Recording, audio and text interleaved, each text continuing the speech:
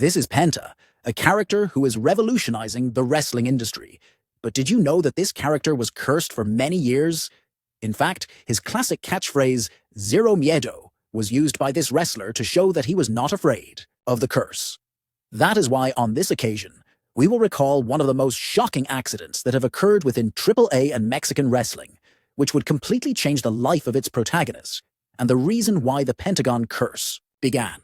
To remember this moment, we have to go back to Wednesday, March 6th, 1996, and a function held in Aguascalientes, the place that would witness the terrible accident of who would be the first Pentagon, this during the main event of the night, which featured Conan, La Parca, Octagon, and Ultimo Dragon against Cybernetico, Fishman, Psychosis, and Pentagon. The wrestler who, in mid-1995, had received the character after briefly portraying El Santo Negro, becoming a great heel of the time. However, that Wednesday, March 6th, the life of Jesus Andres de Salas would change completely, as in the middle of the match, in a rope maneuver, he was lifted in a catapult move by La Parca, falling very badly, a situation that led him to be unconscious on the mat. Even so, La Parca tried to lift him up, clearly not knowing what was happening, until they realized something was wrong. It was then that, in a certain way, La Parca tried to revive him, but there was no response from Pentagon. With Pepe Casas and Octagon realizing that the situation was very serious, so a stretcher immediately arrived to take him away as he needed urgent medical attention.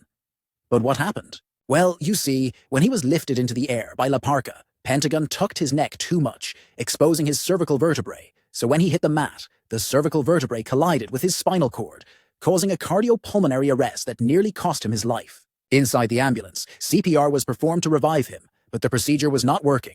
So upon arrival at the emergency room, they had to use a defibrillator to bring him back to life. That's right.